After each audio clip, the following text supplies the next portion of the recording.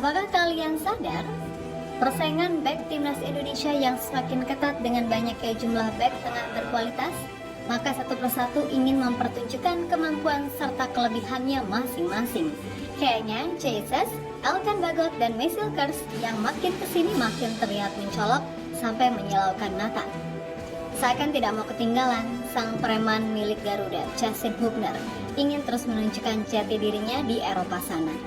Persaingan sengit di klub juga membuatnya semakin berkembang ke arah yang makin positif. Saling sikut dengan rekan setim untuk menjadi pilihan utama, hingga pada akhirnya jadi kapten Wolf U21 lagi dalam beberapa pertandingan terakhir. Termasuk dalam laga terakhir, ia kembali menjadi kapten dengan mencatatkan kontribusi atas gol.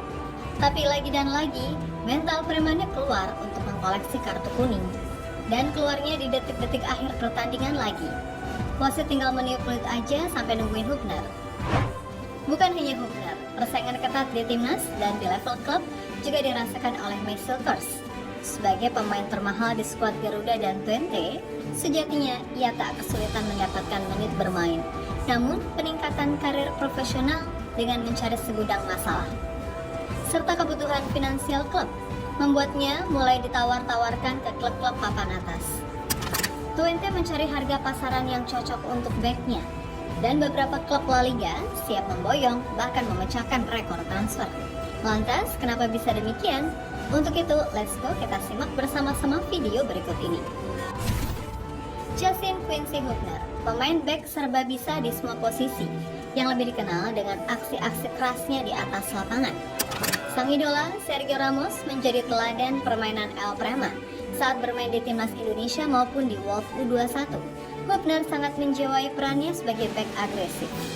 Dan perannya di atas lapangan sangat bisa dirotasi di berbagai posisi sesuai kebutuhan tim. Passingnya makin matang hingga kontrol yang lengket, membuatnya terkadang bisa ditempatkan sebagai gelandang bertahan maupun fullback kiri. Namun dalam beberapa kasus tahun lalu, wataknya yang keras ini membuat Hubner sempat tersisihkan dari tim Wolf U21. Ia dipinjamkan ke klub Liga Jepang, hingga saat kembali ke skuad Wolf muda, tak banyak mendapatkan kesempatan. Kini perlahan di era baru timnas Indonesia bersama Patrick Kluivert, Hubner benar-benar seperti ingin bangkit kembali. Dengan kembali menjadi andalan di skuad Wolf U21, Hubner perlahan mendapatkan menit bermain yang layak. Bahkan, ia sudah beberapa kali mencari kapten tim lagi, seperti sedia kala. Tapi kembali lagi, yang namanya sifat bawaan gak bisa luntur begitu aja. Seperti jiwa preman dari seorang Justin Hubner dalam laga kali ini juga kembali menggebu-gebu.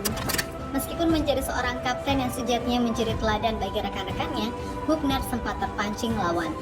Back 21 tahun ini tersulut emosi di detik-detik akhir menjelang peluit akhir dibunyikan. Nampak bagaimana Hubner sangat kerja keras hingga panas karena timnya kalah. Dan di depan kotak penalti Southampton, Hubner sempat bersih tegang dengan pemain lawan. Padahal laga tinggal beberapa menit saja. Sehingga teguran wasit berupa kartu kuning tak bisa terhindarkan. Wajar saja sebenarnya, Hubner sebagai kapten sangat berambisi membawa timnya menang.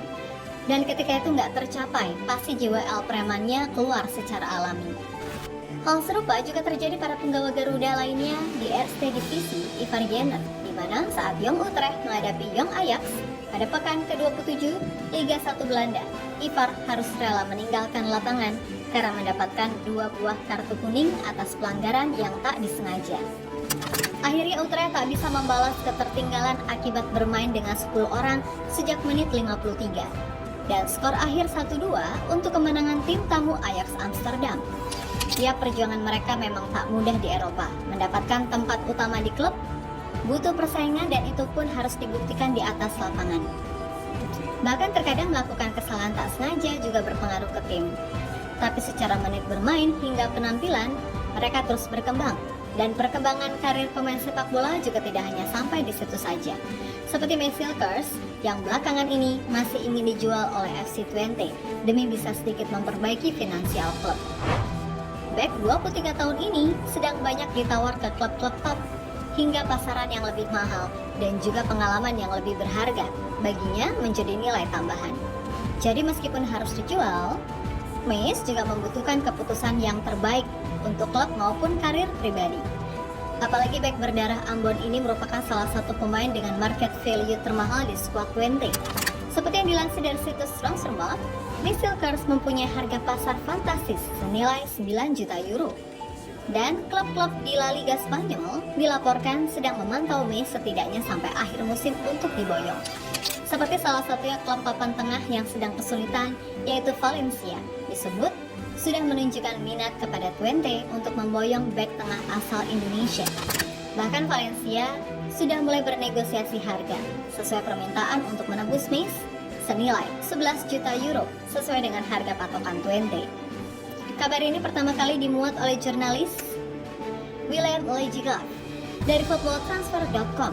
Valencia bersedia menebus bek sekelas Silkers karena masih butuh untuk menggantikan Christian Mosquera yang ingin dibeli oleh Juventus.